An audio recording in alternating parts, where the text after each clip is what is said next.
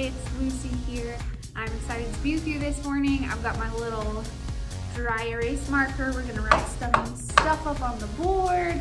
We're gonna do a lot of fun stuff today. So you guys, you need to buckle in your seatbelts, and get ready to roll because today is gonna be action-packed and we have a lot of stuff to cover. So last week, do you guys remember what we talked about? We talked about a new series we're in called Psalms, Proverbs, and Parables. So the 3 P's, Psalms, Proverbs, and Parables. Now, Psalms and Proverbs are 2 books of the Bible. Parables are actually stories that Jesus teaches. So we'll go into that a little bit later. But this week, we are continuing in Psalms, learning what kind of wisdom principles or wisdom lessons we can learn from the book of Psalms. So last week, our wisdom principle was have an attitude of gratitude. Do you guys remember that? And we made a silly song. Well, this week, our wisdom principle is that God's name is highest. You guys read that? God's name is highest. And we're gonna get into what that actually means first.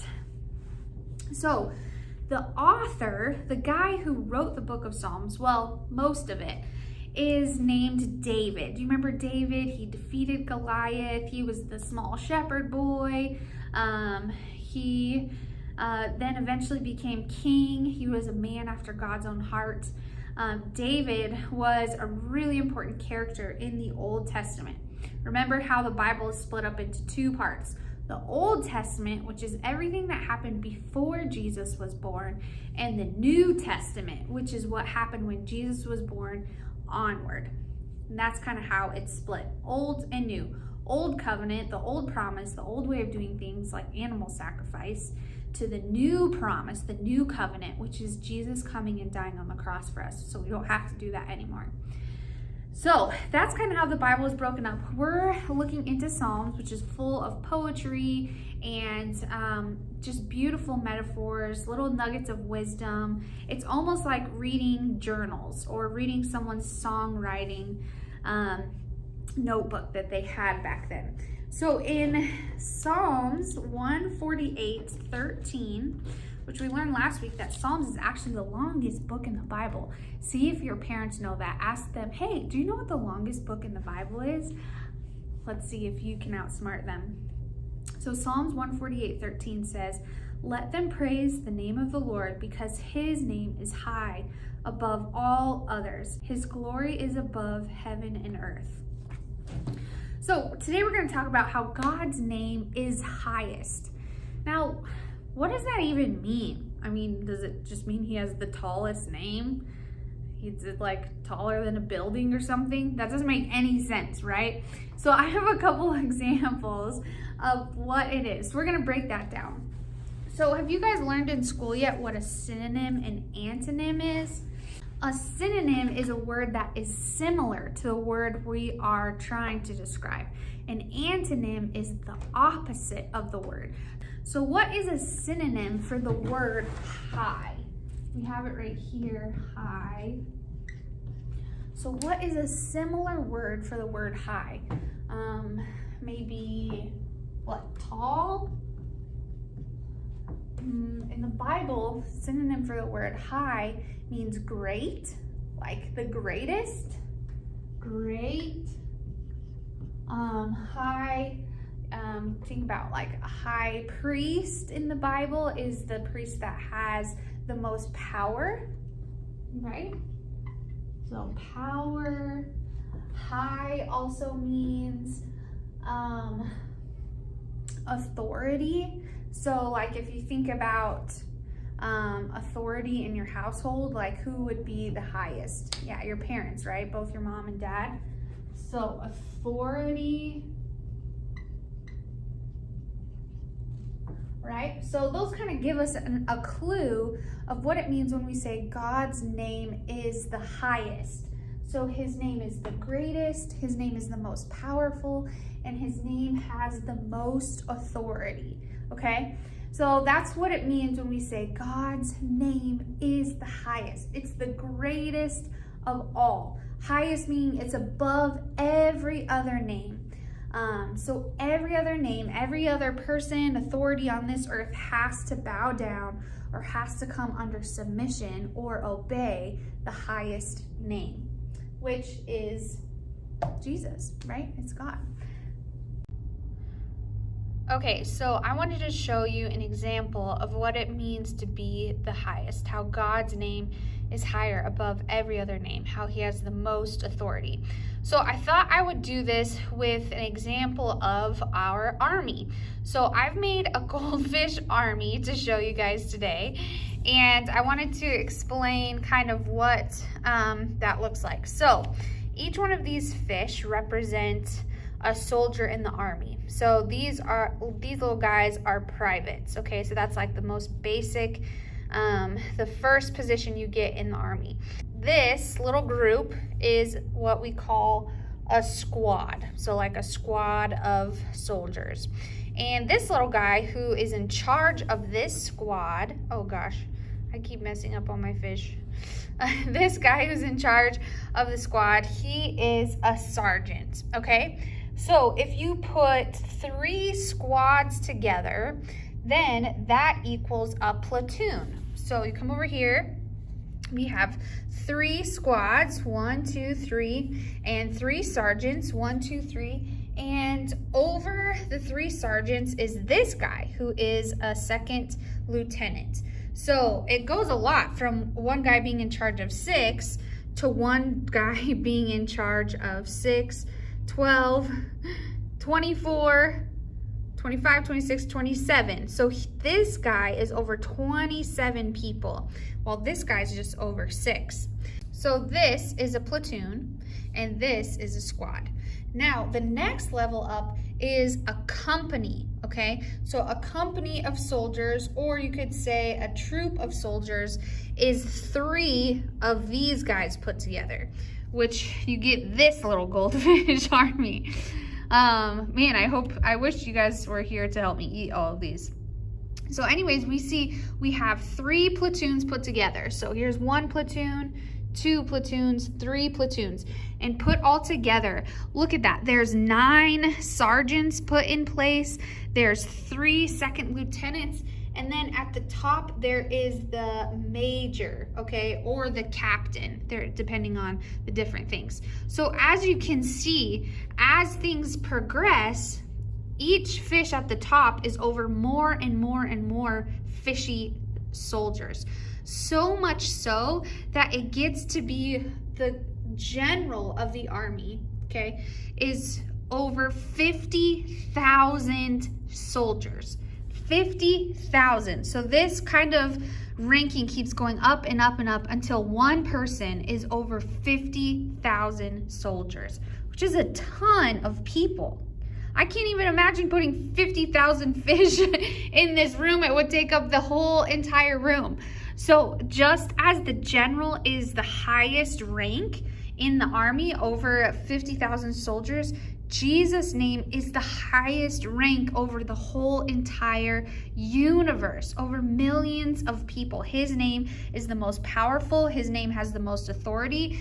Just like this fish at the top has the most authority and can command any of these fish to do whatever he wants, Jesus' name has the most authority, okay, over all the earth.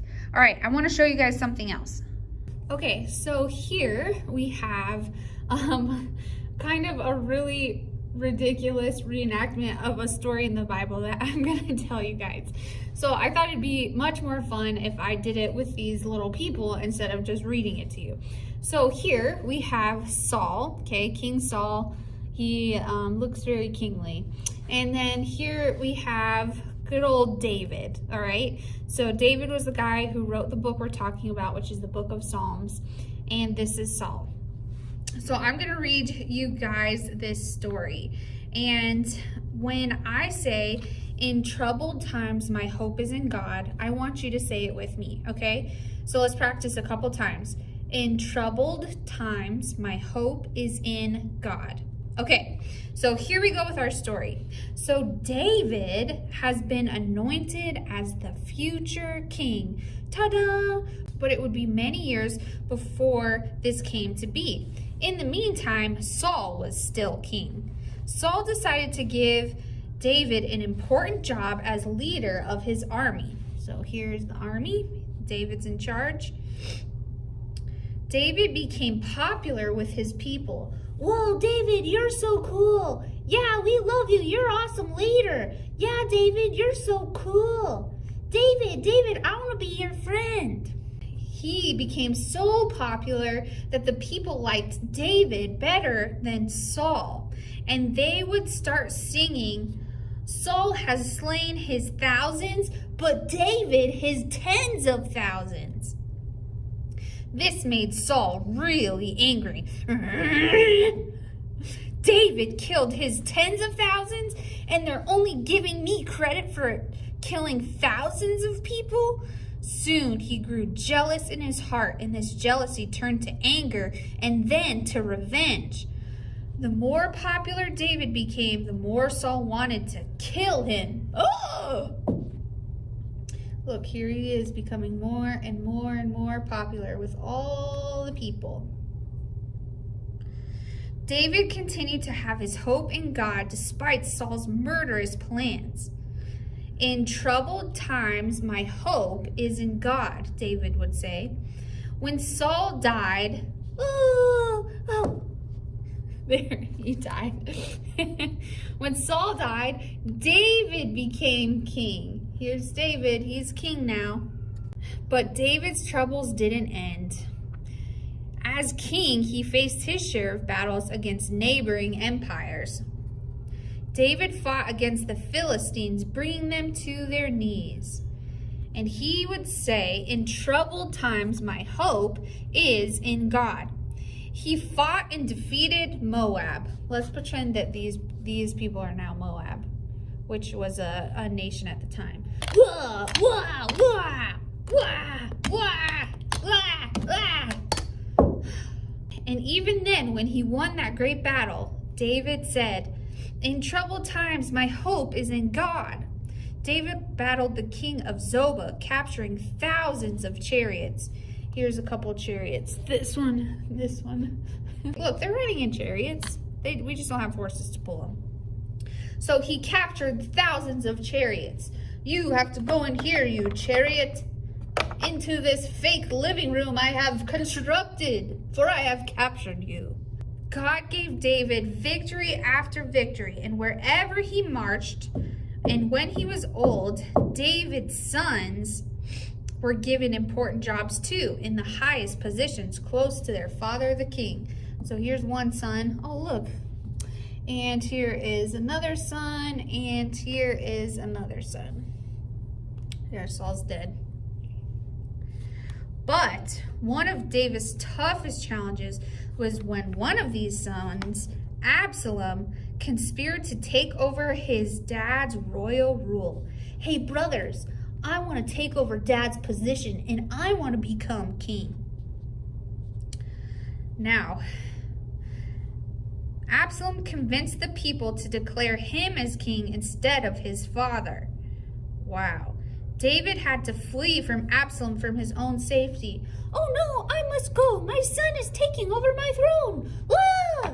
But even then, David still said, in troubled times, my hope is in God.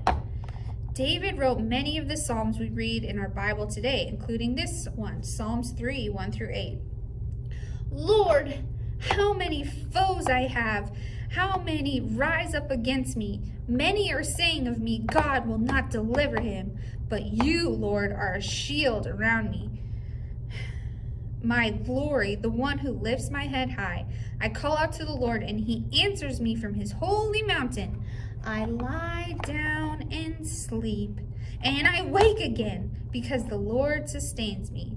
I will not fear, though tens of thousands assail me on every side. Arise, Lord, deliver me, my God. for the Lord comes for my deliverance. May your blessings be on your people. David knew that God's name was higher above any enemy, higher above any trouble that he faced, because in troubled times, David's hope was in God. Now, we might not face the troubles David faced, but we can learn from his example. So no matter what trouble is in your life, remember that our hope can be in God because his name is higher above every other name. And that's what our wisdom principle for today is God's name is highest. All right, here is a video of me making the tallest possible tower that I can.